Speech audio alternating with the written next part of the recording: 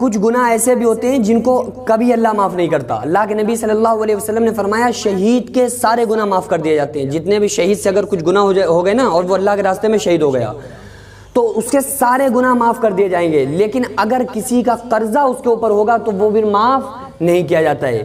دیکھو کچھ تو چیزیں جو حقوق اللہ ہیں, حقوق اللہ جو ہیں جو اللہ کے حق ہیں, تو اللہ کے جو حق ہیں اگر آپ ان حقوق میں سے, حقوق اللہ میں سے کسی چیز کی پامالی کر رہے ہیں, مثلا آپ سے نماز چھوٹ گئی تو یہ اللہ کا حق ہے نا, تو آپ نے حقوق اللہ کی پامالی کی تو اللہ چاہے گا تو معاف کر دے گا. بھائی اس کی مرضی, وہ چاہے تو معاف کرے, چاہے تو سزا دے.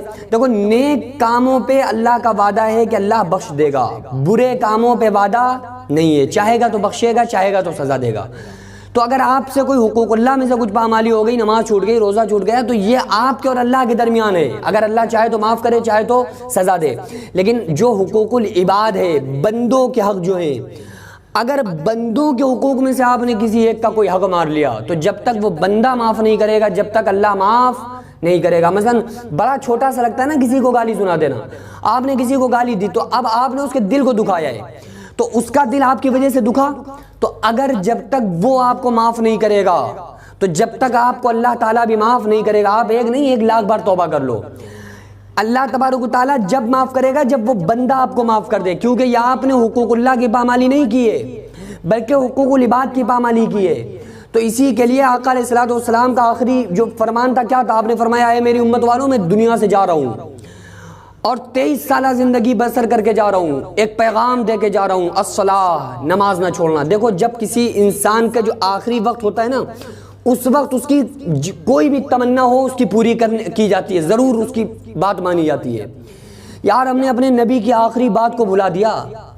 آپ نے فرمایا میری امت والوں ایک پیغام دے کے جا رہا ہوں, الصلاۃ, نماز نہ چھوڑنا, وما ملکت ایمانکم, اور غلاموں, ماتحتوں, نوکروں, بیویوں, بچوں کے ساتھ اچھا سلوک کرنا. ایسا نہ ہو کہ آپ گھر میں آپ کی جو بکری بندھی ہوئی ہے آپ اس کو تو کھلا رہے ہیں, چارہ کھلا رہے ہیں, اور دروازے پہ آئے ہوئے کتوں کو اینٹیں مار کے بھگا رہے ہیں. بھائی بکری تو کسی کی ہوگی, کہیں نہ کہیں کھائی لیں گی نا. بھائی بکری تو کوئی نہ کسی کی ہوتی ہے یا وہ آزاد ہوتی ہے.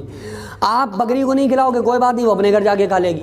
لیکن یار کتے جنہیں تو کوئی نہیں پوچھتا ہے, آپ انہیں نہیں کھلاؤ گے تو آپ سارے لوگ گناہ گار ہوگے جو نہیں کھلائے گا.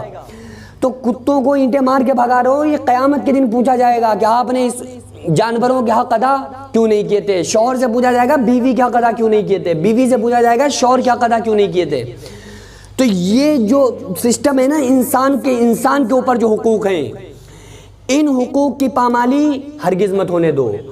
اگر یہ حق آپ ادا نہیں کر رہے ہو تو پھر آپ کتنی بھی توبہ کر لو, آپ نے کسی سے قرضہ لے لیا اور آپ کے دل میں یہ ارادہ نہیں ہے, آپ کے دل میں یہ ارادہ ہے کہ ہم اس کا دیں گے, اور پھر اچانک خدا نخواستہ کوئی بات ہو جائے تو اللہ آپ کی طرف سے دے دے گا, ادا کر دے گا. لیکن آپ کے دل میں ارادہ نہیں, آپ لے کے بیٹھ گئے کہ یار قرضہ تو لے لیا ہم نے لیکن اب دینے کا نام ہی نہیں لے رہے, تو پھر اس پر آپ گناہ گار ہوں گے. دیکھو یہ قرضے کا مسئلہ تو ایسا آج کے دور میں ہو گیا ہے کہ آپ ہم سے 1,000 روپے لیں آ کے, ٹھیک ہے, تو ہم نے آپ کو 1,000 روپے دے دیے. اب جب ہم 1,000 روپے آپ سے لیں گے آگے نا, تو اس ٹائم تو آپ نے بڑی خوشی لے لیا, یار بڑے اچھے انسان ہو آپ اور ہمارا کام چلا دیا. لیکن اب ہم اپنے پیسے آپ سے مانگنے آئے کہ بھائی آپ نے 1,000 ہم سے لیے تھے, اب ہمارے 1,000 واپس کر دو. تو اب اس وقت سب سے بڑا آپ کا دشمن کون ہوگا؟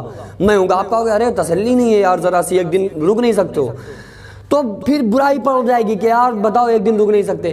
وہ یہ نہیں دیکھ رہا ہے کہ اس نے یار ہمارا کام چلایا تھا, ہم نے اس کو پیسہ دیا ہے تو اس کا کام چلاتا, اب ہم مانگ رہے ہیں تو کیا پرابلم ہے. لیکن وہ کہہ رہا ہے نہیں یار دیکھو اس کو ایک دن کا صبر نہیں, فوراً پیسے مانگنے آ گئے. تو یار تم نے لیے کیوں تھے, اتنے بڑے خوددار ہو تو لیتے مت. جب اپنے آپ نہیں دے رہے ہو تو وہ مانگے گا نہیں, کیا کرے گا. تو یہ جو چیزیں ہیں نا, یہ ایک دوسرے کے دل کا دکھانا, یہ چھوٹی چھوٹی باتوں پہ ذرا سی باتوں کو لے کے, یہ قیامت کے دن بڑا خطرناک پڑے گا. اس لیے حقوق العباد کے بارے میں ہمیشہ اپنے آپ کو بالکل پاک صاف رکھو. راستوں کا حق ادا کرنے کا حکم دیا ہے ہمارے نبی صلی اللہ علیہ وسلم نے. آپ نے فرمایا راستوں میں جاؤ تو راستوں کے حق ادا کرو. صحابہ نے کہا یا رسول اللہ صلی اللہ علیہ وسلم راستے کے حق کیا ہے؟ آپ نے فرمایا تکلیف دہ چیز کو, شیشہ, کانٹا, اینٹ, پتھر راستے سے ہٹا دینا, یہ راستے کا حق ہے. اور یہ ایمان کا سب سے چھوٹا, سب سے کم درجہ ایمان کا کیا ہے؟ راستے سے تکلیف دہ چیز کو ہٹانا. تو ہر چیز کا حق انسان کے اوپر ہے. اپنا خود کا حق اپنے اوپر ہے، آپ اپنے ہاتھ سے غلط، ایسا بھی نہیں کہ آپ کھاؤ پیو نہ، اگر آپ نہیں کھاؤ پیو گے تو یہ بھی آپ کے اوپر حق ہے کہ آپ کو اللہ نے پیٹ دیا ہے تو آپ اس کی پورتی کریں، آپ زیادہ وہ مت بنیے اپنے آپ میں کہ نہیں یار ہم تو نہیں کھائیں گے۔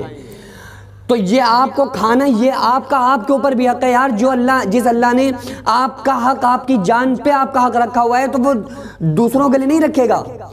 تو اس وجہ سے حقوق العباد میں اپنے آپ کو ہمیں ہر وقت بالکل اپنے آپ کو پاک و صاف رکھنا چاہیے، کسی کا حق ہم سے نہیں، حق تلفی نہیں ہونا چاہیے۔ حق تلفی تو بہت بڑا گناہ ہے بھائی، ہم دیکھتے ہی ہیں، سنتے ہی رہتے ہیں، ہمیشہ سنتے ہیں آپ لوگ کہ حق تلفی کے بارے میں اس دن ہم نے ایک بات بتائی تھی کہ